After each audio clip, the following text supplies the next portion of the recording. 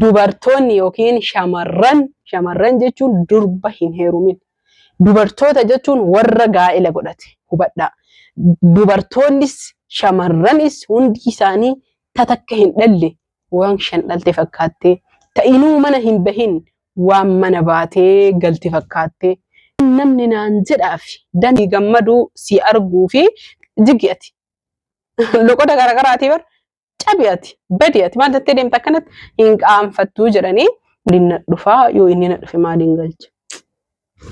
Jaartii abbeeraa kiyyaa maal jedhee kanatti kenna. Abbeera wayi tokko lamaaree ka jaha qabu ka shan qabu maashaallah. Sagantaa viidiyoo sagantaa nama biyya namaa jiru gaafa galuu maal isa barbaachisa. Akkasuma yoo galee jedhee maal hojjechuu qaba. Gaafa biyya galuu namoota akkamiitu isa simata. Namooti karaa yookiin namootuyyuu bakka lamatti qoonnaa. Tokkoffaa irratti fin ahlii isaanii akkasuma hiriyoota isaaniitiin simatama. Lammaffaa irratti ammootuyyuu taree parsantii 100 haga parsantii 25 nam tokkoonuu kan simatamnillee ni jira. Kan kophummaa ofii kophaa ofii uf simatullee ni jira. Fakkeenyaaf ani mataan kiyya waan san dandamee argeef. Mee marumaafuyyuu biyya namaati yeroo gallu maaltu nu barbaachisa. Gaafii akkasuma mootuyyuu biyya namaati yogguu gallu namoota akkamiitu nu dhufanii ni qaanfanna maaliin ofirraa galchina jettanii halkanii guyyaa cinqamtanii assalaamu alaykum wa rahmatullahi wa barakaatu. Ashama harka fuuni hordoftoota fi kabajamtoota kiyya waa'ee kana baay'ee haasa'uun barbaadu garuu namootiin hedduun jechuudha gaafa biyya namaati gallu maaliin gallaa akkamii galaa galuuf jarjaraa jira. Naaguutuu diddee waggaa 7 ture waggaa 11 ture waggaa 5 biyya arabaa gara biraa ture amma immoo biyya haaraa tana waggaa 4 ture waggaa 9 waggaa 6 biyya arabaa biraa ture amma gara biraa ture jedhan maashaallah tabarakallah hundi isiituyyuu namaan guutu addunyaan tuni waan isin ajaa'ibee isin hin dhiifne irraa amantii feetan qabadha abbaa feetanillee taha osoo waan feetan taatanii haguma sii gahaa sii guutte haganatu sii taha rabbiin jedhe qofatuyyuu siif taha malee siin guuttuu siin jedha. Mee amma gabaabamatti jechuudha gaafa biyya namaati gara biyya kiyyaa keessa galee jedhe nama akkaataa lamaan yookiin ammoo nama lamatu karaa lamaan simatamanii jedhee isinitti himee jira. Tokkoffaa jalqaba irratti faamilii yookiin ammoo aayilaa yookiin maatiin isaanii kasimatan baay'eetu jiran qophaa'anii baga nagaan galte baga nagaan galee akkasuma ammoo jechuudha dhugamaan jaalalaaf arguudhaaf akkasuma ammoo irra caalan parsantiin 100 keessaa parsantiin 10 yookaan jechuudha dhugamaan jaalalaan ijaan arguuf simatan tahee parsantiin 90 ammoo maaliin galee maaliin galtee akkamii galtee akkam jirti yoo dhaqee hin dubbisini maqaan namaa maannaan jedha yoo dhaqee hin gaafatini namni maannaan jedha walumaa galatti si gammaduu si arguu fi si jaalachuu osoo hin tahin namni maannaan jedha jecha jedhuu fi nama keessaa maal jedhee hafaa jecha jedhuuf qofa namni si dhufa ati parsantii 100 keessaa parsantii 10 jechuudha parsantii 100 keessaa parsantii 10 kana qofa jechu kan jaalalaaf si arguuf akkuma jirti ijumaan isii argaa osoo maalitti akka jirtu nama jechuudha si jaalalarraa isii isa abbaa fedhaa ta'u saalaanii miti isa ta'uu danda'a isii ta'uu danda'a baguma ebaluun kiyyanaa gale baguma ebaluun kiyyanaa galte jedhee jarjaree fiigee karaa irratti maal jettee harka qullaa deemta gurbaa biyya alaa hagana turee gale intala biyya alaa hagana turtee galte maal jettee saalfata jigiyati loqoda garagaraati bar cabiyati badiyati maal tattee deemta akkanatti hin qaanfattuu jedhanii nama jaalalaa fi kabajaa qabullee akkasitti haamilee keessa ajjeesan.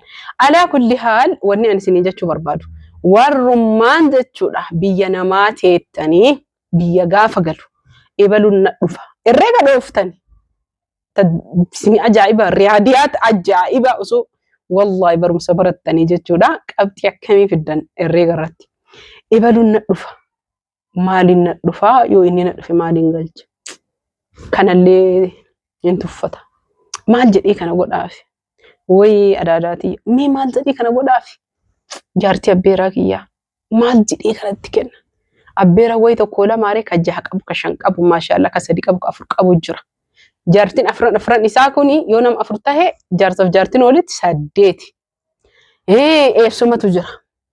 Eessumoo kiyya. Maal jedhee maal godha? Jaartii eessuma kiyyaattu jira.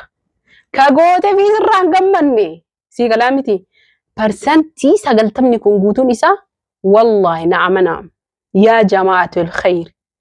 Maaliin galte maal namni naan jedha maal jedhee nama keessaa hafa intala ebaluu osoo hin dubbisin intala ebaluu osoo hin argin ilma ebaluu osoo hin dubbisin gosa keessaa nama keessaa maal jedha burtii akkam taati haa ta'u hifannoon jechuudha. Namoota maan namni naan jedhaaf dantaa yookiin jecha namaatiif jecha si dhufu halkanii guyyaa hirriba dhabdee herreega dhooftee umrazaan yoo galame akkamii gala waggaa hagana ture ebaluun qaba gariin ebalu kana birriina nyaate mee yoo galu ishii ebaluu sunillee fira kiyya eessa fida obboleessa kiyya eessa fida obboleettii tiyya eessa fida eessuma kiyya eessa fida durbii kiyya eessa fida akkam eessa fida ati bar nama tokkicha eessa fida namooti ati lakkoofte kuni gosa meeqa jechuudha.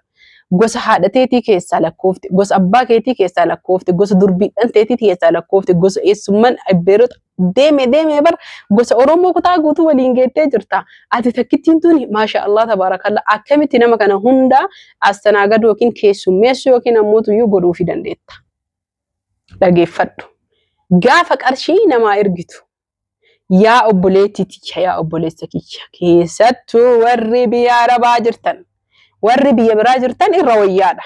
Qalbis qaban dhugaa isinitti himaa hin erganillee qajeelanii yoo ergan maasha Allah izee takka mana bituu waan ajaa'ibaa maqaa qabu godhan. Isin hoo birrii keessan dadhabbiini warra biyya biraa caala. Birriin isin ergitan ka biyya biraa caala. Meeshaa ergitan, uffata ergitan sanirraan hoo dabalee galatan qabu. Ati fakkeenyaaf birrii ji'a 2-3 cinqamtee akkamitti gaduuf qabdee jechuudha. Qibaata rifeensaa malee iskarbii bareedaa malee qamisii ittiin hojjettu bareedaa malee kan yuunifoormii qabu yuunifoormii bareedaa malee fuulli kan kee gubatee bifa 2-3 baasee asii bukurii jennaan hin beekaa bukurii hormoonii hin se'inaa bukurii oo'aa bukurii argitanii kan sababa aarii cinqatii sababa fuura dafqabeeytanii maadaatiin kan sababa aarii coggaarraa hirriba dhabu ijji kun jalli jechuu gurraachatee bira taree maal ta'a beeytanii bira taree shuntuura umriin isii osoo 25 keessa jiru. Walumaa galatti dubartoonni yookiin shamarran jechuun durba hin heerumin. Dubartoota jechuun warra gaa'ela godhate hubadhaa. Dubartoonnis shamarranis hundi isaanii tatakka hin dhalle waan shan dhalte fakkaattee ta'inuu mana hin bahin waan mana baatee galti fakkaattee kana mara taatanii isinii gizima hunda jechuu ana qofaa miti miidiyaa kanarraa namnummaan kawaan beeyni kawaa beeku sinii galaa jiraa miti nama jalaa fuudhee viidiyoo namaa haa ta'uu ka ofii haa ta'uu yaada namaa haa ta'uu yaada isaa haa ta'uu namnummaa waa'ee dubartii biyya Arabaa hololoon walaloon sirbaan jeedaloon barreeffamaan yaadaan jechaan ibsaan koomiidiin diraamaan piraankiin wannummaan inni hin dalagamneen hin jiru. Kanaaf hubadhaati gattaa'a haala kanaan jechuudha ani eenyuuf taha eessa jira maalirra jira maal qaba yoom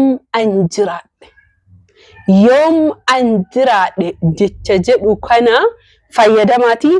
Yoo viidiyoo kana jaalattanii jettan kutaa lammaffaatti isinii aansa. Waa'ee chaalenjii yookiin ammuutuyyuu shamarran keenya biyya namaa jiran dhiiras tahee dubartii tahee keessattuu jechuudha biyya Arabaa. Biyyoota biraa wayya. Biyya Arabaa warri jiran hundi isaa jechuudha madaan isaanii wal fakkaataa gubata marqaa hubata arga jette Oromoon gubata marqaa hubata arga jedhanii. Kanaaf viidiyoo baay'ee isinii hojjedha. Yoo jaalatanii laayik sheer hiriyoota keessanii gootan kutaa lammaffaa gad isiniif dhiisuuf taa'aa isiniin jedha. Hagaa makiinaan beenziilli banamee meeshaalee viidiyoo isinii waraabu viidiyoo yaada isin na cinqitaniin yaada koomantii keessan yaada naa kennitanii umrozaan dubbadhu naan jettan isiniif dubbadha isiniif hojjedha. Guyyaan haga wal jalaa deemu gad isiniif dhiisa. Isin jaaladha isin kabaja laayik sheer nagaatti.